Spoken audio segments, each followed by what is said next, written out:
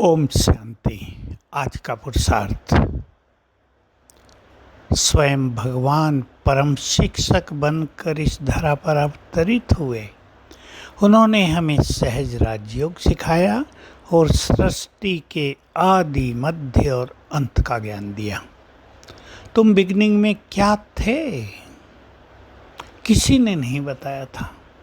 देवी देवताओं की पूजा करो, उनका आह्वान करो, उनके लिए मंत्र जाप करो, दर्शन करो, मंदिर बनाओ, यहीं तक सब रह गए थे।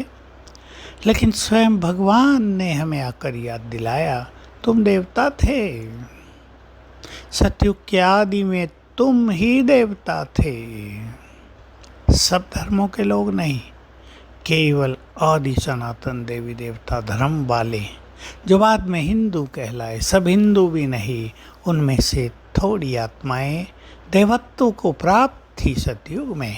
सतयुग और त्रेता देवयुग रहा और उसमें मनुष्य देवत्व को प्राप्त रहा।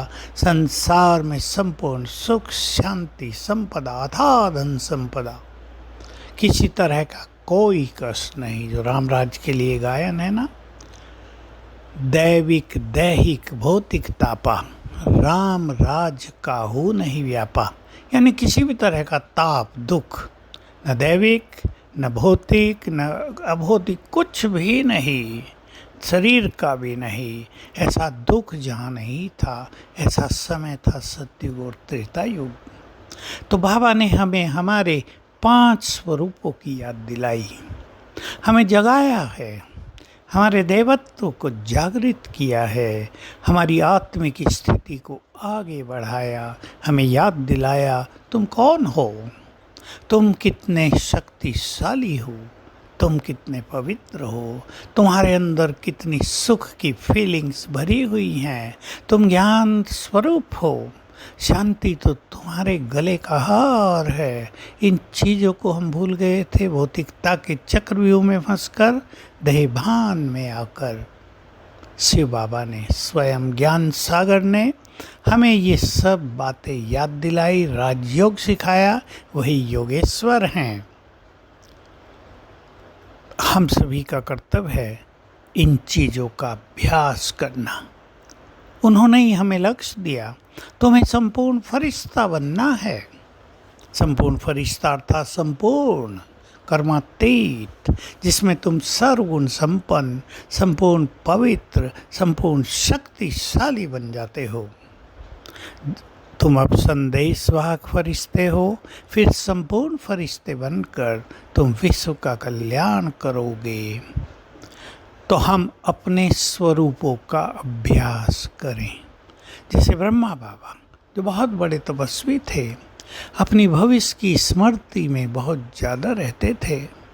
सर्वशक्तिवान निराकार परमपिता से तो उनका बुद्धि योग निरंतर स्थिर हो गया था। लेकिन भविष्य की स्मृतियाँ, भविष्य का नारायणी नशा भी उनके पास कम नहीं था। उनके ही कारण ये शब्द प्रचलित हुआ, नारायणी नशा। हम सब भी अपने भविष्य के नारायणी नशे में स्थित हो जाएंगे तो वो देव संस्कार जो हमारे अंदर छुप गए हैं पुनः जागृत हो जाएंगे। इस संसार में लाखों आत्माएं अपने देव स्वरूप को जान चुकी हैं, बल्कि करोड़ों मैं कहूँगा।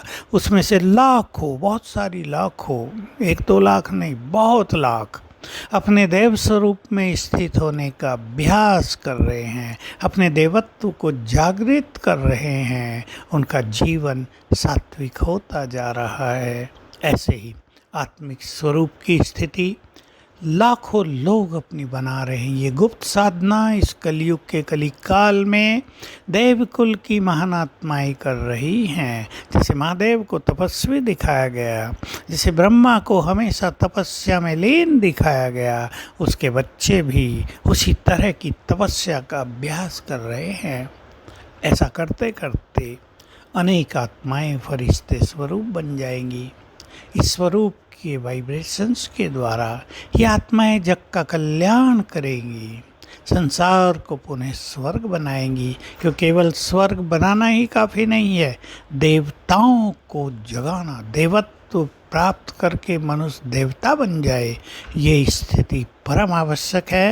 ये हो रही है और कलयुग की समाप्ति के बाद देव युग इस धरा पर प्रारंभ हो जाएगा। ओम शांति।